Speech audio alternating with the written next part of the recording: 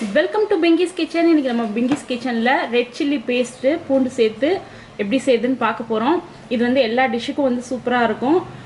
எல்லா டிஷ்லயும் இத வந்து சேர்த்து செஞ்சோம்னா டேஸ்ட் நல்லா இருக்கும். அது பள்ளிப்பாளையம் சிக்கன், பிரான் மசாலா அதுக்கு அப்புறம் எல்லாத்துக்குமே இது வந்து செஞ்சு வச்சுக்கிட்டோம் அப்படினா ரொம்ப ஈஸியா இருக்கும் நமக்கு. வாங்க அது எப்படி செய்யுதுன்னு பார்ப்போம். இன்னைக்கு நம்ம சில்லி பேஸ்ட் செஞ்சு வைக்க போறோம். அதுக்கு பாத்தீங்கன்னா ஒரு 25 கிராம் வந்து வரமிளகாய் நல்ல செகப்பா இருக்கிற மாதிரி எடுத்துக்கோங்க. அடுத்து பாத்தீங்கன்னா 50 கிராம் பூண்டு, நல்லெண்ணெய் ஒரு கப், கொஞ்சமா உப்பு. வாங்க எப்படி செய்யுதுன்னு பார்க்கலாம். பெரிய டம்ளர்ல ஒரு டம்ளர் தண்ணி ஊத்தி அதுல வந்து நம்ம அந்த வரமிளகாய்லாம் நல்லா வேக வைக்க போறோம். அது நல்லா வெந்து தண்ணி நல்லா சுண்டணும். அது வரைக்கும் நல்லா அதை வந்து வேக வைக்கலாம். அப்பதான் நம்ம வந்து ஆட்டி எடுக்கும்போது நல்லா சாஃப்டா இருக்கும். அந்த பச்சை வாசனை இல்லாம இருக்கும். இப்போ இது நல்லா கொதிச்சு வேகட்டும். நல்லா தண்ணி எல்லாம் சுண்டி போச்சு. நம்ம ஒரு டம்ளர் பெரிய டம்ளர்ல வச்சிருந்தோம். இந்த தண்ணியோட நம்ம ஆஃப் பண்ணிக்கலாம். அப்பதான் நம்ம அரைக்கிறப்ப தண்ணி தேவைப்பட்டா இந்த தண்ணியை ஊத்திக்கலாம். பாருங்க நல்லா வந்து மிளகாய் வந்து நல்லா ஸ்மூத்தா வெந்துருச்சு. இப்போ நமக்கு அரைக்கிறதுக்கும் ஈஸியா இருக்கும். இதை அப்படியே கொஞ்ச நேரம் ஆற விட்டுருவோம். இப்போ ஃபர்ஸ்ட் பூண்டெல்லாம் சேர்த்துடலாம். அடுத்தது உப்பு சேர்க்க போறோம். இப்போ உப்பு எதுக்கு சேர்க்கிறோம் அப்படின்னா நம்ம இதை வந்து ஸ்டோர் பண்ணி வச்சு தான் சமைப்போம். ஸோ அப்போ கெடாமலும் இருக்கணும். அதே நேரத்தில் ரொம்ப டேஸ்டா இருக்கும் உப்பு சேர்க்கிறப்ப. அதனால சும்மா கொஞ்சமா கல் உப்பு சேர்த்துக்கலாம். நீங்க வந்து சமைக்கிறப்ப சேர்க்கிறப்ப மற்ற இதுல கொஞ்சமா உப்பு கம்மியா பண்ணிட்டு சேர்த்துக்கலாம். வேக வச்சா வரமிளகாவை சேர்த்துக்கிறோம். இன்னும் கொஞ்சம் சூடு இருக்கு. பட் ஆறின உடனே தான் நீங்க அரைக்கணும். நான் வீடியோக்காக கொஞ்சம் அப்படியே போடுறேன். இதை நல்லா நைஸா ஆட்டி எடுத்துப்போம்.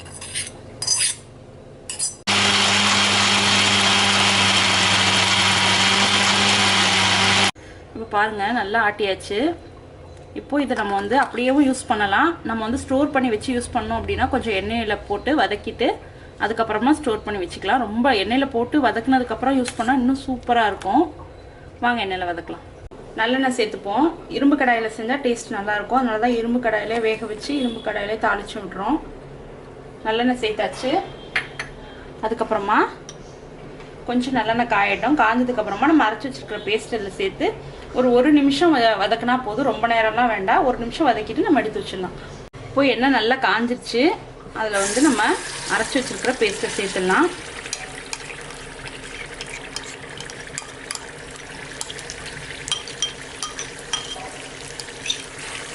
சேர்த்துட்டு நல்லெண்ணெயோட வாசனையில சூப்பரா இருக்கு வாசனையே. இப்போ இதை நல்லா வதக்கி விட்டுருவோம்.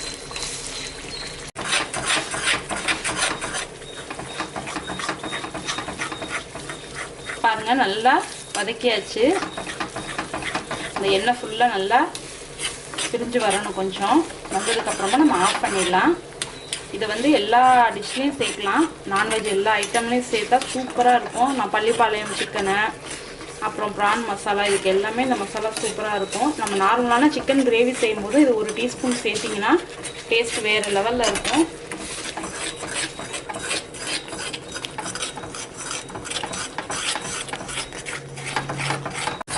பாருங்க நல்லா எண்ணெய் பிரியிற அளவுக்கு நம்ம வந்து வதக்கியாச்சு. இதை அந்த பாத்திரத்தில் ஒட்டவே இல்லை. பாருங்க இரும்பு பாத்திரம் தானே, அதில் ஒட்டவே இல்லை. இந்த அளவுக்கு வந்ததுக்கப்புறம் இது கரெக்டான ஸ்டேஜ். இதில் மேலே கொஞ்சமாக நம்ம எண்ணெய் கொஞ்சம் ஊற்றிட்டு இறக்கி வச்சிடலாம்.